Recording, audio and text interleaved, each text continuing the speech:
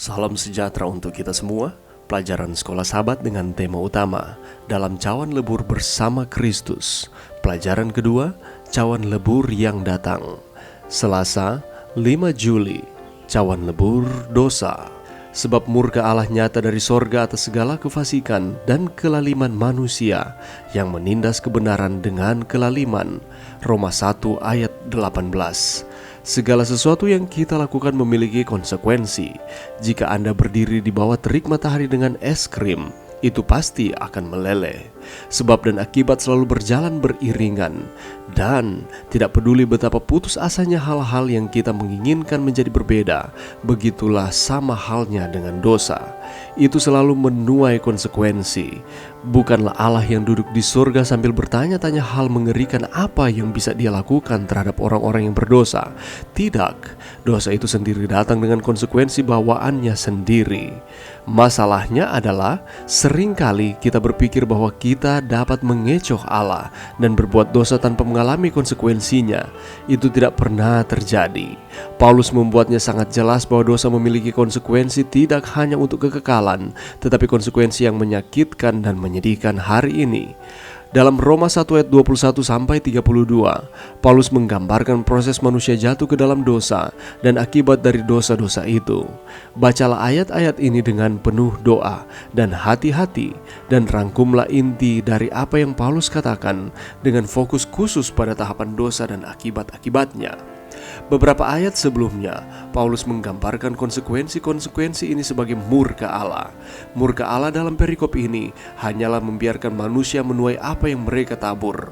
Bahkan bagi orang Kristen, Allah tidak selalu campur tangan segera untuk menghilangkan rasa sakit yang diakibatkan oleh tindakan kita sendiri. Seringkali Dia mengizinkan kita untuk mengalami konsekuensi dari tindakan kita agar kita memahami betapa dalam dan menyakitkan dosa kita. Kita telah mempertimbangkan konsekuensi dari melanggar hukum moral Allah. Tetapi bagaimana dengan melanggar hukum kesehatan Allah? Tubuh kita adalah bait Allah.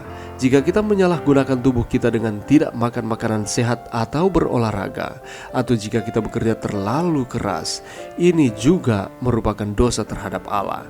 Dan ini memiliki konsekuensi yang dapat menciptakan kondisi sebuah cawan lebur. Dalam kehidupan Anda sendiri, bagaimana Anda menuai konsekuensi langsung dari dosa-dosa Anda sendiri? Pelajaran apakah yang telah Anda pelajari? Perubahan apakah yang harus Anda lakukan agar tidak mengalami hal serupa lagi? Pelajaran yang bisa kita dapatkan pada saat ini, kalau kita membaca di dalam Roma 1 ayat 18-32, Rasul Paulus menjabarkan dosa-dosa yang telah dilakukan oleh manusia. Dosa yang diungkapkan oleh Paulus ini antara lain kefasikan dan kelaliman. Istilah kefasikan condong kepada keberadaan hati manusia yang menentang Allah, sedangkan kelaliman ialah kelakuan manusia yang tidak sesuai dengan firman Allah. Dengan demikian manusia dengan sadar telah memberontak kepada Allah dan menjadi musuh Allah.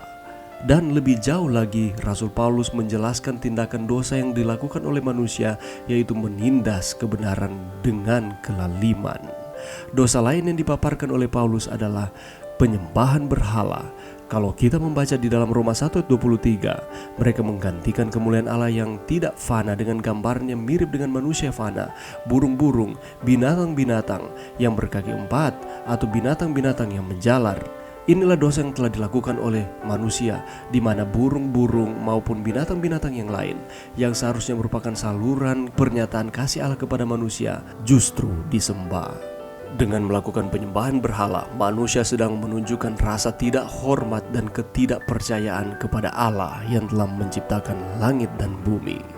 Pelajaran bagi kita, apakah jenis-jenis penyembahan berhala modern yang saat ini kita sedang lakukan, sehingga bukan Allah lagi fokus utama kita, tetapi kita berfokus hanya kepada hal-hal di luar dari hubungan kita dengan Tuhan?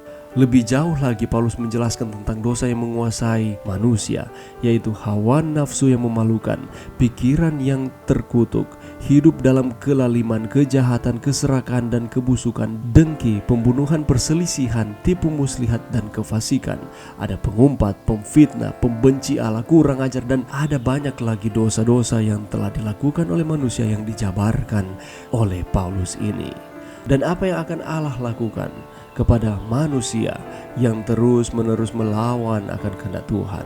Firman Allah berkata, sebab murka Allah nyata dari sorga atas segala kefasikan dan kelaliman manusia yang menindas kebenaran dengan kelaliman.